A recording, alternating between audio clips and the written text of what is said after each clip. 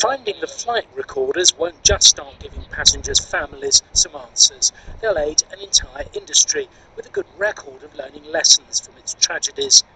It took Air France 3 years to discover why an autopilot disconnected before its Airbus crash of 2009. America's Pan Am never recovered from the bombing of its Flight 103 over Lockerbie, Scotland, 26 years ago. Now, just as the final hours of Flight 370 are still shrouded in mystery, the question of liability is a long way from being resolved.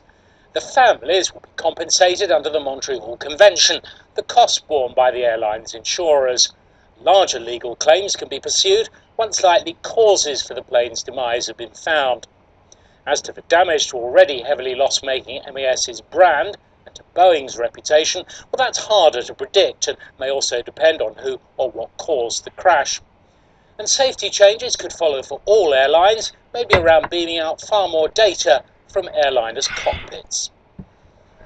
The bill for families' compensation, and then that of likely class actions in the US courts, has been estimated at around $8 million a passenger. That's $500 million in all. They're going to have to find a court that allows them to sue for things like compensatory damages or punitive damages.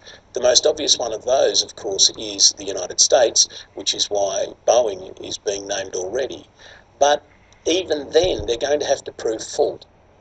It's a heavy cloud overshadowing a large and financially weak carrier, one which has already lost well over $1 billion in the last 3 years. Some industry commentators think it may survive, but will see lower passenger growth.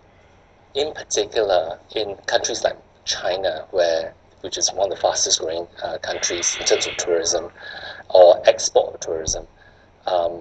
However, having said that, Malaysian Airlines is in a part of the world that has sort of great fundamentals. Much depends on whether Malaysian can rise above any suggestions that it's been less than open or sensitive as events unfold. Brand specialists say the airline should align itself as closely as possible with the families.